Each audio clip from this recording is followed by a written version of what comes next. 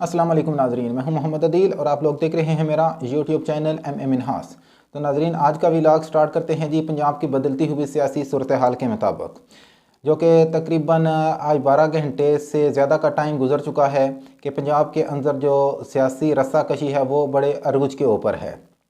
तो गवर्नर पंजाब ने कल जो समरी साइन की थी कि वज़ीर आला को अदम एतमाद का वोट लेने के लिए कहा गया था, और साथ ही साथ पंजाब असम्बली के स्पीकर जिनका तल्लुक़ पाकिस्तान तहरीक इंसाफ से था, उन्होंने गवर्नर की जो समरी थी उसकी रूलिंग को गैर आइनी करार दे दिया है। और उनका यह कहना था कि जब तक असम्बली का इजलास कंटिन्यू है, गवर्नर उस वक्त तक दोबारा असम्बली का इजलास बुला ही नहीं सकते। जब तक असम्बली का एक इजलास ख़त्म नहीं हो जाता उस के बाद जो है वह गवर्नर नया इजलास बुला सकते हैं। और ये उनकी रूलिंग के बाद जो है जो सियासी मंजरनामा है वो काफ़ी हद तक शिद्दत इख्तियार करता गया है। तो वफाकी वज़ीर दाखिला राना सनाउल्लाह का जो बयान आया था कि हम वज़ीर आला ऑफिस को सील कर देंगे, और उसके बाद जो है वो गवर्नर राज लगाने की भी धमकियां दी जा रही थी। और अभी तक भी जो तकरीबन 4-5 घंटे हो चुके हैं, इस सारी की सारी सूरत हाल में कभी ये कहा जा रहा है कि जी पंजाब के अंदर गवर्नर राज लगाने के सिलसिले में जो है वो PDM का मशावरती इजलास हो रहा है, और वज़ीर-ए-आज़म ने गवर्नर पंजाब को इख्तियारात दे दिए हैं कि वो वज़ीर आला पंजाब को डी नोटिफाई कर दें। तो क्या गवर्नर के पास इस किस्म के इख्तियारात भी हैं कि वो वज़ीर आला पंजाब को डी नोटिफाई कर दें? हालांकि सबसे जो इम्पोर्टेंट चीज़ है वो ये है कि इस सारे मामले में वज़ीर आला पंजाब का तो कहीं जिक्र ही नहीं है, क्योंकि जो मेन रस्साकशी चल रही है वो स्पीकर और गवर्नर के दरमियान चल रही है। तो अभी जो पाकिस्तान तहरीक इंसाफ ने एक नया पत्ता जो खेला है वो ये है कि उन्होंने सदर मुमलिकत को एक ख़त लिख दिया है, जिसमें उन्होंने कहा है कि जी गवर्नर पंजाब ने अपने जो उनके इख्तियारात से उनसे मिसकंडक्ट किया है, जिसकी वजह से गवर्नर पंजाब को तब्दील कर दिया जाए। तो ये एक नया जो है ना पाकिस्तान तहरीक इंसाफ की जानिब से पत्ता फेंका गया है, जिसका खातर ख्वाह एक नतीजा निकला है कि जो गवर्नर रात की खबरें थी वो भी आहिस्ता आहिस्ता जो है वो दम तोड़ती नज़र आ रही हैं। अब PDM के पास जो सिर्फ़ और सिर्फ एक ही जगह है जहाँ पे जाकर वो इंसाफ भी ले सकते हैं, और हो सकता है कि उनके मौक़िफ़ की तायद भी हो, और वो है अदालतें। क्योंकि कोई भी पाकिस्तानी जो आइन का माहिर है वो जो गवर्नर की एडवाइस थी उसकी नफ़ी कर रहा है, क्योंकि हर बंदे को पता है कि पंजाब असम्बली का जो इजलास है वो अक्टूबर से ऑन सेशन है। तो अभी तक वो ख़त्म ही नहीं हुआ। जब तक ख़त्म नहीं हो सकता तो गवर्नर इजलास को बुला ही नहीं सकते। तो जहाँ तक बात है गवर्नर राज की, गवर्नर राज तो लग ही नहीं सकता, क्योंकि गवर्नर के पास जो इख्तियारात हैं वो अगर अपने जो उनके आइनी इख्तियारात को इस्तेमाल करें तो फिर कोई एक जवाब बनता है, क्योंकि गवर्नर ने खुद जो अहकाम जारी किए हैं वो खुद गैर आइनी हैं।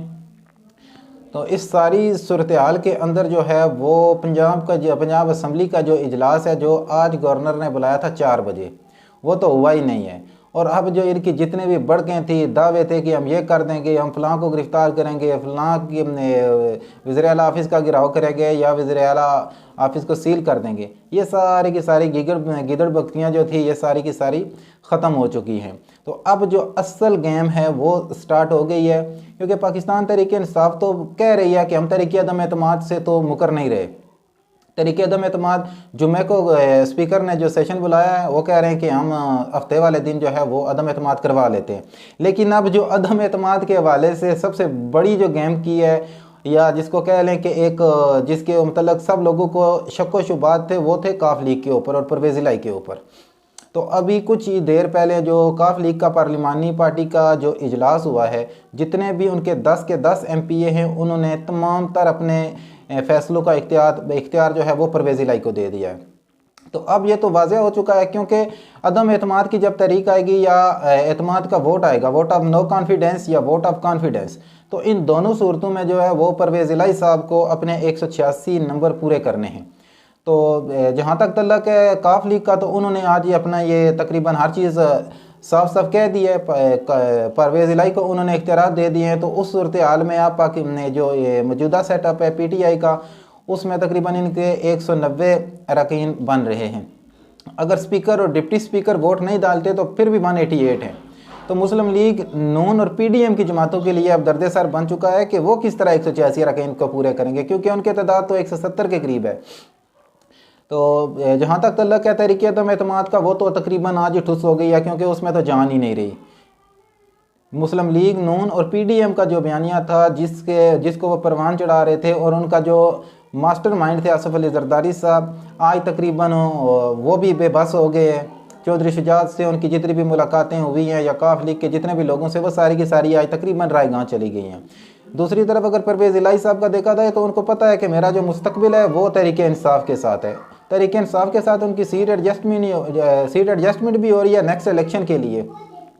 और साथ ही साथ उनको ये भी पता है कि अगर वो नून लीग की तरफ तो जा नहीं सकते, अगर वो अकेले भी नेक्स्ट इलेक्शन में हिस्सा लें तो पीटीआई को हराना उनकी बस की बात नहीं है। तो मज़ीद सियासी जो अपडेट होती हैं, आगे क्या होता है, गवर्नर राय पंजाब में लगता है या नहीं लगता, ये तो वक्त ही साबित करेगा। लेकिन फ़िलहाल इसके कोई चांसेस नहीं हैं और ना ही वज़ीर आला को डी नोटिफाई किया जा सकता है। अगर बिलफर्ज उनको डी नोटिफाई किया भी जाता है तो ये मामला अदालत में चला जाएगा और 1 या 2 दिनों के अंदर अंदर इस तमाम मामले की छुट्टी हो जाएगी और परवेज़ इलाही बहाल होंगे। और साथ ही जिस दिन परवेज़ इलाही अदम एतमाद का वोट हासिल करेंगे, साथ ही पंजाब की असम्बली को तहलील कर दिया जाएगा। और जैसी पंजाब की असम्बली तहलील होगी तो ये पीडीएम की जितनी भी गवर्नमेंट है इसके गुब्बारे से हवा वैसे ही निकल जाएगी। अगर इनमें इतनी सी हिम्मत होती तो ये खुद चले जाते इलेक्शन के अंदर कि हम पीटीआई का साथ मुकाबला करते हैं, क्योंकि इस वक्त इनकी जो पोजीशन है वो किसी भी सूरत इलेक्शन में जाने के काबिल नहीं है। इस वजह से ये इलेक्शन से राय फरार इख्तियार कर रहे हैं। तो आगे आगे देखते हैं क्या कुछ होता है, क्या गवर्नर राय लगता है या नहीं लगता। जो भी नई डेवलपमेंट हुई है उन तमाम डेवलपमेंट के बारे में आपको वक्फे से मैं आगाह रखूँगा। तो मिलते हैं नेक्स्ट वीडियो के अंदर। अगर आप लोगों को मेरी ये वीडियो अच्छी लगी हो तो इसको लाइक करें, शेयर करें और मेरे इस चैनल को सब्सक्राइब करें। मिलते हैं नेक्स्ट वीडियो में, तब तक के लिए अल्लाह हाफिज़।